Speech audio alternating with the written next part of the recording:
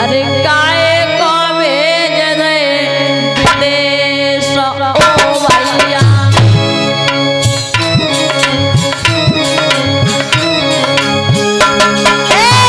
छोड़ो तेरो देश ओ भैया।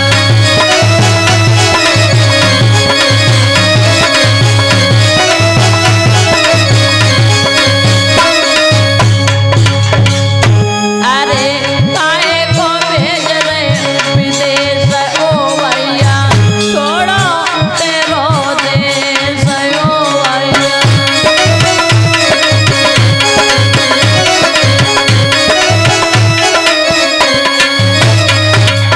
और कहा रक्षा बंधन को पीरन बुलवैया, हाथ में अपने तुम राखी बंधवैया। रक्षा बंधन को भैया मेरे भूलिया, हाथ में अपने तुम राखी बंधवैया। लेवने इंद्रेश ओ भैया, काहे को भेज दई विदेश ओ भैया।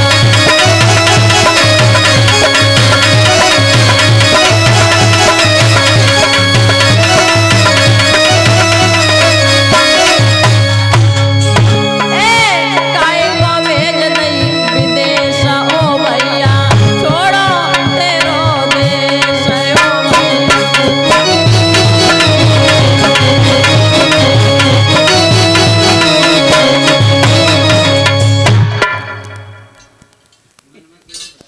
आज देश ही इधर जवाब दिया है।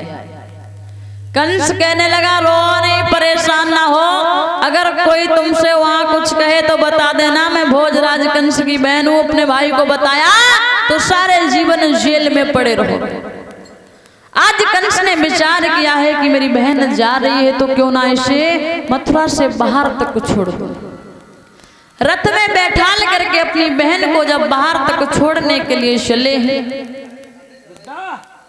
रथ में देवकी जा रही थी, पीछे से एक रसाला था, आगे आगे वसुदेव कुंवर, पीछे कंसराज जो शाला। आज जैसे थोड़ा आगे बढ़े हैं, आकाश मार्ग से आकाशवाणी हुई है, भोजराज कंस, अरे जिस बहन देवकी के पीछे तुम इतना आनंद मना रहे हो ना, इसी देवकी के उधर से जो 8वां लाल होगा वो तुम्हारा काल होगा। कंस ने इधर उधर देखा, फिर आकाशवाणी हुई, हे कंस, जिस बहन देवकी के पीछे तुम इतना आनंद मना रहे हो ना, इसी बहन देवकी के उधर से जो 8वां लाल होगा वो तुम्हारा काल होगा, तुम्हारा काल होगा, तुम्हारा काल होगा। कंस रथ से नीचे उतर कर खड़ा हुआ है, देवकी के केशों को पकड़ा, रथ से नीचे उतार लिया। एक बात की माफ करना मेरी बहन, बिना मतलब में कभी किसी से कोई पाप नहीं होता, और जब जान पे नौबत आ जाए तो सगे बेटे का सगा बाप नहीं होता। मैं मरना नहीं चाहता। देवकी कहने लगी भैया अभी तू रो रहा था मेरे लिए और तू मुझे मारने जा रहा है। कंस कहने लगा मैं मरना नहीं चाहता हूँ, और तेरा 8वां लाल मेरा काल होगा, ना रहेगा बांस ना बजेगी बांसुरी, मैं तुझे नहीं रखूंगा, तेरा 8वां लाल कहां से आएगा। तब वसुदेव जी ने समझाया महाराज इसे मारो नहीं, आपको कष्ट मेरे पुत्रों से है, मैं यमुना मैया की सौगंध खा के कह रहा हूँ कि हमारी पत्नी के उधर से जो भी बालक होगा मैं ला करके आपको दे दूंगा। आप मुझे और मेरी पत्नी को जेल खानों में डलवा दो, हाथों में हथकड़ियां लगवा दो, पैरों में बेड़ियां लगवा दो, लेकिन इसे मारो नहीं। इस बात को माना है, जेल खानों में डलवा दिया। अब धीरे धीरे समय व्यतीत हुआ है। समय के अनुसार देवकी के उधर से पहले बालक का जन्म हुआ।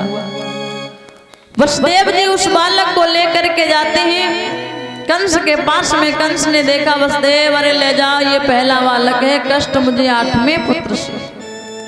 लेकर के वापस आए हैं। देवताओं ने देखा कि अब तो कंस अत्याचार कम करने लगा, समय लगेगा तो देव ऋषि नारद चले, नारद, जिनकी कोई भी बात रद्द ना की जाए। और नारद जब भोजराज कंस के पास में पहुंचे, क्या बात है कंस बड़े खुश नजर आ रहे हो? कंस ने जवाब दिया, महाराज खुशी का कारण ये है, आज हमारी बहन के उधर से पहले बालक का जन्म हुआ, तुमने क्या किया? बोले वसुदेव लेके आए, मैंने लौटा दिया। क्यों? क्योंकि कष्ट मुझे पहले से नहीं है, कष्ट मुझे 8वें पुत्र से। देवऋषि नारद ने वहीं एक पुष्प पढ़ा था जिसमें 8 पंखुड़ियां थी, और एक बात कही है, कंस इस पुष्प को पकड़ो और इनकी पंखुड़ियों को गिनना प्रारंभ करो। कंस ने गिनना प्रारंभ किया, 1 2 3 4 5 6 7 8, जहां पर 8 विराम किया फिर वहीं से प्रारंभ कर दिया, और जहां पर विराम करते वहीं से प्रारंभ कर देते हैं। उसी समय कंस कहने लगा, महाराज इसका मतलब? बोले इसका मतलब ये है कि हर पुत्र पहला और हर पुत्र 8वां हो सकता है। इतना समझाने के बाद देवऋषि नारद तो चले गए, लेकिन भोजराज कंस वहां से चले देवकी के पास में पहुंचे हैं, उस बेटे को गोद से उठाया, शिला पर पटक दिया, उसका प्राणांत हो गया। इसी प्रकार 1 नहीं 2 नहीं 6 बालकों को मार दिया। और जब 7वां गर्भ आया तब भगवान ने योग माया से कहा, योग माया अब तुम जाओ अपना काम करो, देवकी के 7वें गर्भ को खींच करके रोहिणी के गर्भ में कर दो, अब मैं आने वाला हूं और तुम यशोदा के गर्भ में प्रवेश कर जाओ। ऐसा ही किया। कंस को मालूम पड़ा है कि देवकी का 7वां गर्भ खंडित हो गया, 8वें गर्भ की बारी है, भोजराज कंस के यहाँ तैयारी है।